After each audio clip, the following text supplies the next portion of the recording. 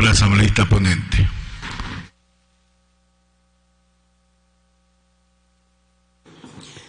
Muchas gracias, señor presidente, compañeros legisladores. La Comisión Ocasional para atender y tratar normas sobre niñez y adolescencia me ha conferido la responsabilidad de explicar ante este Pleno de la Asamblea Nacional el informe para primer debate de la Ley Orgánica Interpretativa al artículo 118 en concordancia con el artículo 106 del Código Orgánico de la Niñez y Adolescencia. Aclarar que esta no es una ley reformatoria. Esta ley no plantea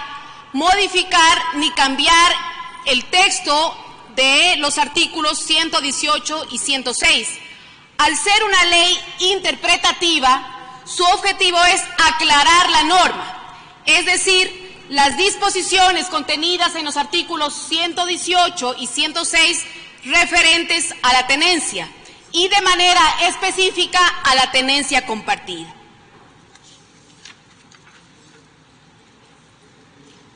Respecto a la patria potestad, hay varios elementos que podríamos analizar.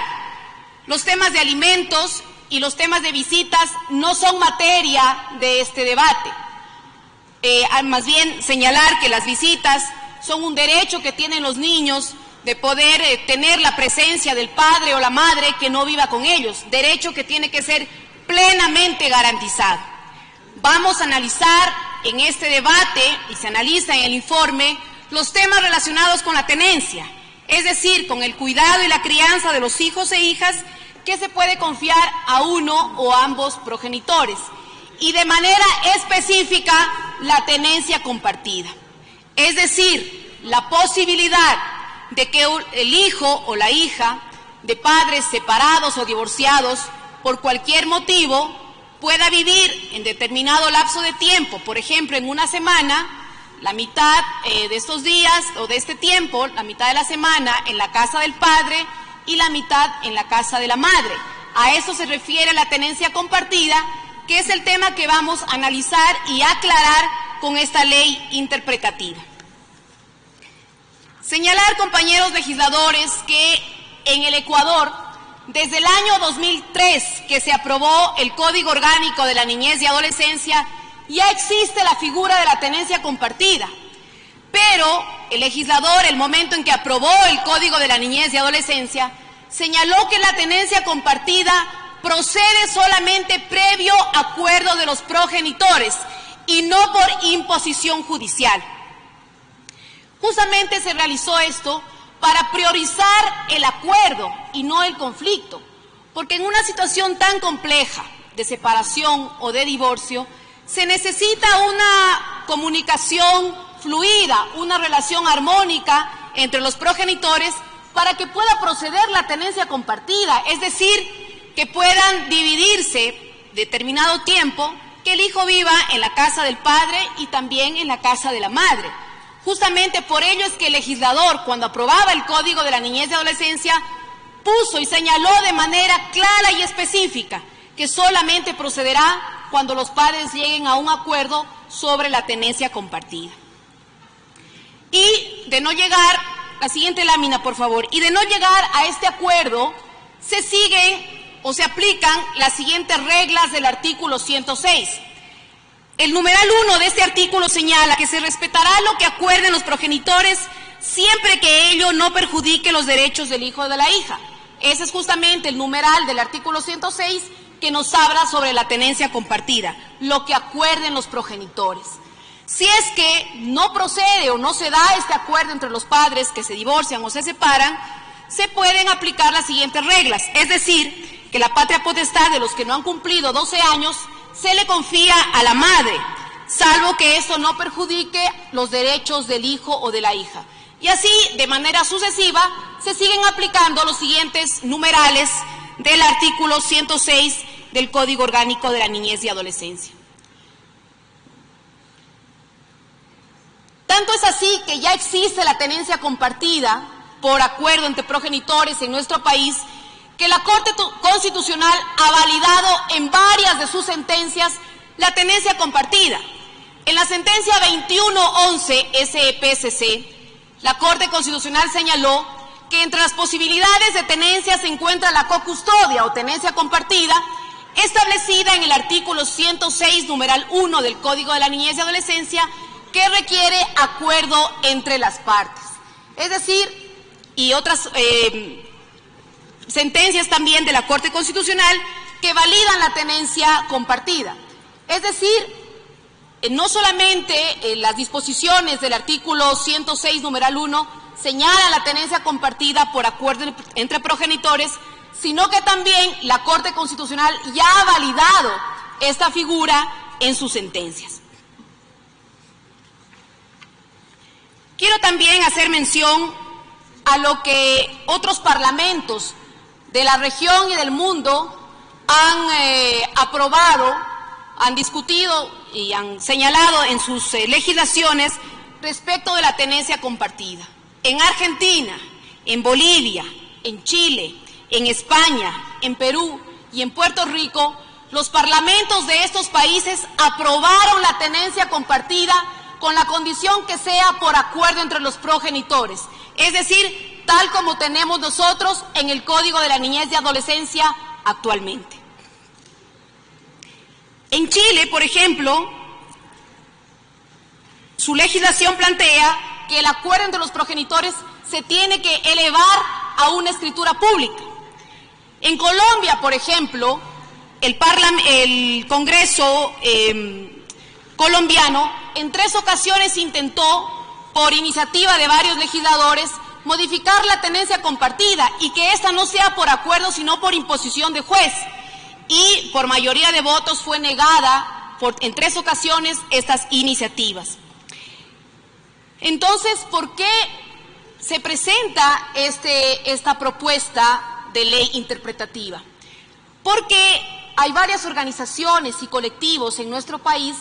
que señalan que se tiene que incorporar en el ordenamiento jurídico ecuatoriano la figura de la tenencia compartida.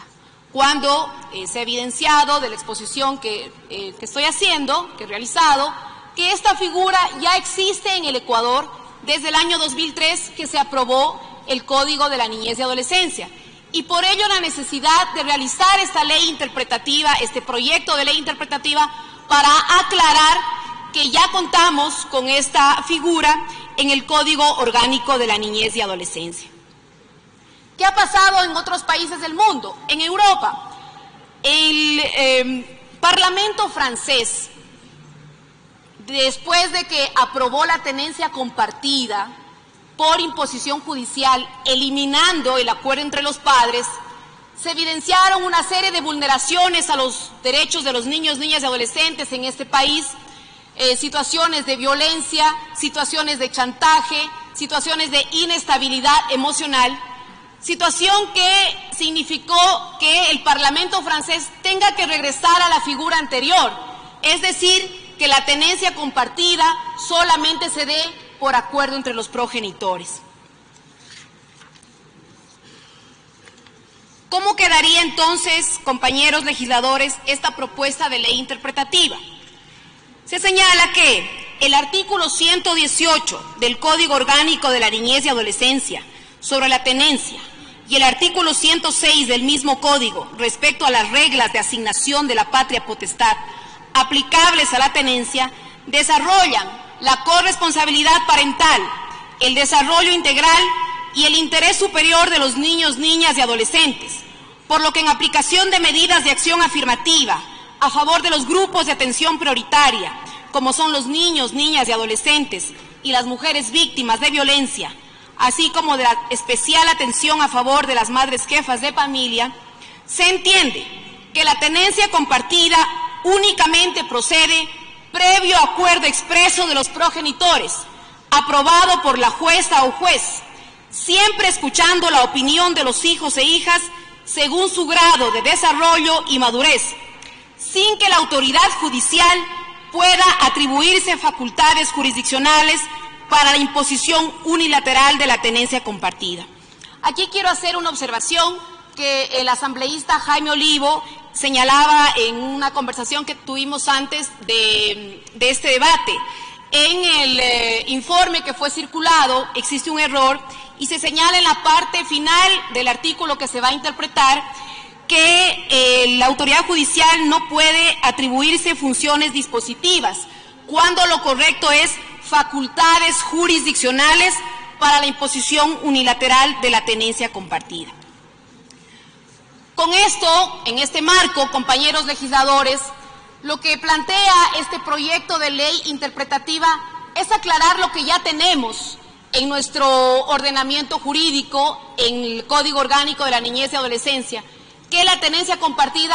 sí existe en el Ecuador, pero solamente procede previo acuerdo de los progenitores. Sería muy complicado para la vida de un niño que un juez decida cuántos días deba vivir en la casa del padre y cuántos días en la casa de la madre,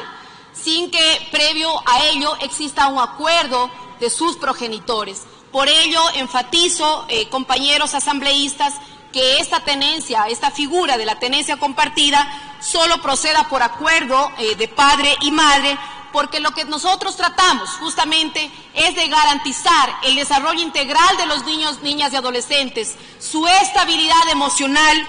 su interés superior, y que así como señala nuestra Constitución de la República y varios instrumentos internacionales de derechos humanos, con nuestras decisiones, al momento de adoptar una decisión, se logre el mayor estatus de protección a los niños, niñas y adolescentes en el Ecuador, y que además, con estas decisiones que tomemos, se pueda desplegar todo su intelecto, sus capacidades, sus potencialidades y aspiraciones en un entorno familiar que les brinde afectividad y seguridad. Muchas gracias, señor presidente. A ustedes, señor asambleísta.